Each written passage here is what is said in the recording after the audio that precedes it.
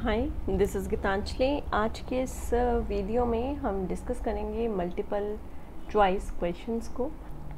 Start करने से पहले मैं आपको बताना चाहूँगी, अगर आप मेरे साथ किसी भी सब्जेक्ट से रिलेटेड इंटरेक्टिव सेशंस करना चाहते हैं तो आप कांटेक्ट कर सकते हैं स्क्रीन पर दिए गए नंबर्स पर, या फिर आप अगर पेड नोट्स लेना चाहते हैं या फिर किसी भी प्री रिकॉर्डेड वीडियोस के कोर्स को परचेज़ करना चाहते हैं या इंटरेक्टिव सेशन मेरे साथ स्टार्ट करना चाहते हैं किसी भी सब्जेक्ट से related as per your convenience, तो आप हमें कांटेक्ट कर सकते हैं नीचे दिए गए नंबर्स पर। तो चलिए स्टार्ट करते हैं इंडियन एविडेंस एक्ट के मल्टीपल चॉइस क्वेश्चंस को। स्टार्ट करते हैं फर्स्ट क्वेश्चन से। फर्स्ट क्वेश्चन है, इंडियन एविडेंस एक्ट किन्होंने ड्राफ्ट किया।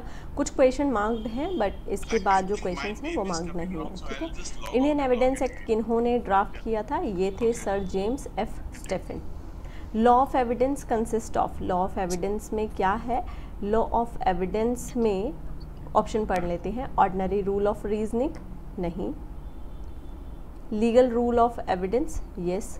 रूल ऑफ लॉजिक, नहीं। तो आंसर होगा यहाँ पर option number B. Next question, question number 3। Question है, relevancy and admissibility under Indian evidence act are. Relevancy और एडमिसिबिलिटी ये ना तो सिनोनिमस है और ना ही को एक्सटेंसिव है, सो आंसर होगा option number C. Self regarding statement का क्या मतलब है। जो सेल्फ रिगार्डिंग स्टेटमेंट होगी ये किस तरीके की होगी, ये सेल्फ सर्विंग भी हो सकती है और सेल्फ हार्मिंग भी हो सकती है, so answer here is option number C. What is correct as regards the admissibility of self regarding statement. Self regarding statement क्या है कि अपने फेवर में कोई स्टेटमेंट कहना, तो इसके लिए नीचे दिए गए ऑप्शन में से कौन सी स्टेटमेंट करेक्ट होगी। तो फर्स्ट है, self harming statement is admissible but a self serving statement is not generally admissible. मतलब अपने अगेंस्ट कुछ कहा तो माना जाएगा, एडमिसिबल होगा, पर अपने फेवर में कुछ कहा तो जनरली ये एडमिसिबल नहीं होता। और लॉजिक भी है कि हर बंदा अपने फेवर में ही बात करना चाहेगा, अगर कोई अपने अगेंस्ट बात कर रहा है मतलब कुछ ना कुछ उसके अंदर सच्चाई है। So answer here is option number A, यानी कि सेल्फ हार्मिंग स्टेटमेंट एडमिसिबल है ऑलवेज, ठीक है, but self serving statement generally admissible नहीं होती है। Next question, question number 6। Under the law of evidence as a general rule, general rule क्या है। Opinion on a matter of fact is relevant but not on opinion of law. तो यहाँ पे general rule ये है कि जो भी फैक्ट का ओपिनियन होगा ये रेलेवेंट होगा और लॉ का जो ओपिनियन होगा वो इररेलेवेंट होगा। So answer here is option number A. Next question, question number 7। Indian evidence act applies to proceedings before tribunal, proceedings before arbitrator, judicial proceedings in court. So answer here is option number C.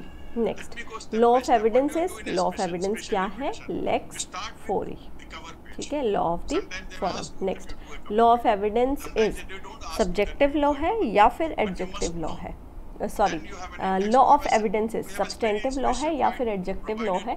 तो ये law of evidence जो है ये adjective law है। Answer here is option number B. Next question, fact can be, fact कैसे हो सकते हैं, फिजिकल और साइकोलॉजिकल कैसे भी हो सकते हैं। So answer here is option number C. Next, under the evidence act fact means, fact का क्या मतलब है। फैक्ट का मतलब है दोनों, फैक्टम प्रोबेंडम भी और फैक्टम प्रोबेंस भी। Answer here is option number C. Next question, question number 12। Fact in issue means, fact in issue का क्या मतलब है। फैक्ट एग्जिस्टेंस और non existence of which is admitted by the parties, नहीं, जब एडमिट ही कर लिया तो इशू कहाँ रह गया वो। फैक्ट एग्जिस्टेंस और non existence of which is disputed bye the parties, हाँ ये फैक्ट होंगे। Next is fact existence or non-existence of which is not disputed. So answer here is option number B. Next question number 13. Evidence under the Indian Evidence Act means and includes. कैसे evidence आते हैं evidence act में, ocular and documentary both. So answer here is option number C. Next question, question number 14. Proposition under Indian evidence are affidavit is an evidence. बताइए, first proposition है कि affidavit जो है वो एविडेंस है।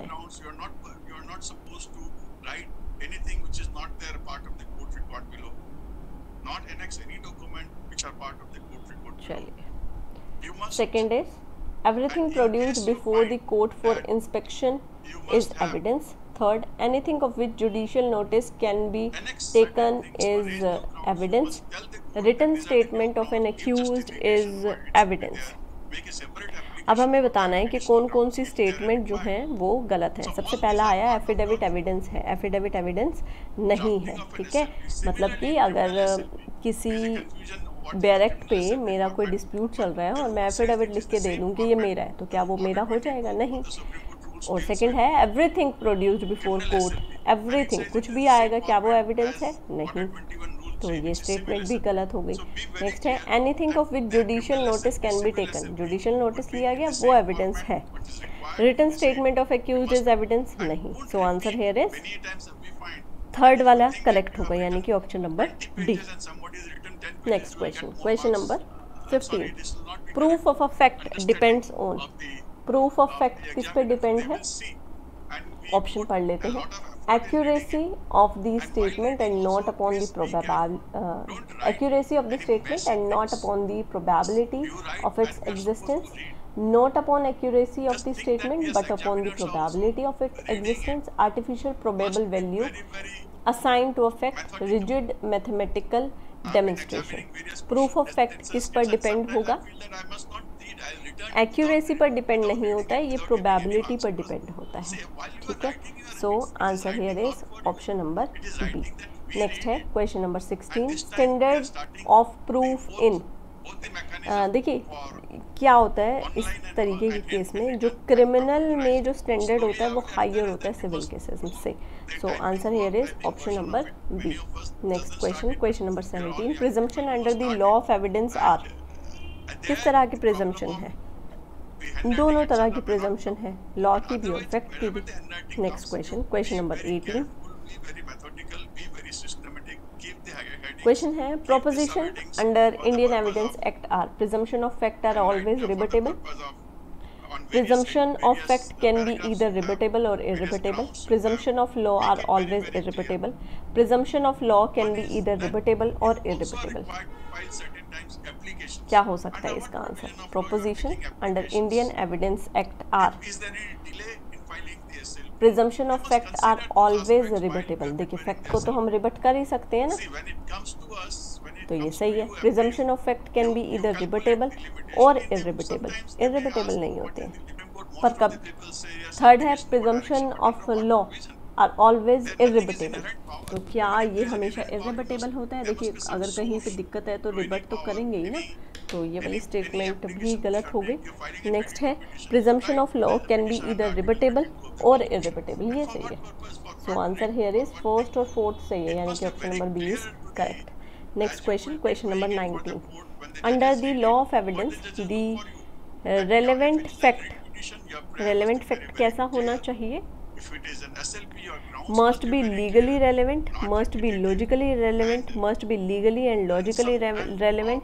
तो जो भी रेलेवेंट फैक्ट होगा ये लीगली रेलेवेंट होना चाहिए, ठीक है। So answer here is option number A. Next question, question number 20, relevancy is, relevancy क्या है? ऑप्शन देख लेते हैं। यस, रेलेवेंसी क्या है? Question of law and can be raised at any time. Relevancy, ठीक है, मैं यहाँ पे दोबारा लिख देती हूँ। रेलेवेंसी क्या है? ठीक है, question of law and can be raised at any time, question of law but can be raised at first opportunity, question of law which can be waived, question of question of procedure which can be waived. So answer here is relevancy जो होती है वो question of law है, ठीक है, और ये किसी भी टाइम पर रेज किया जा सकता है। यहाँ पर हमने कवर किए हैं 20 questions eight 9 AM। I hope ये सीरीज़ जो हमने स्टार्ट करी है सुबह 9 बजे 20 MCQs करने की, ये सीरीज़ आप सभी के लिए हेल्पफुल होगी। और अगर आप मेरे साथ इंटरेक्टिव सेशंस करना चाहते हैं तो आप नीचे दिए गए नंबर्स पर कांटेक्ट कर सकते हैं। मिलते हैं कल सुबह 9 बजे नेक्स्ट 20 क्वेश्चंस के साथ।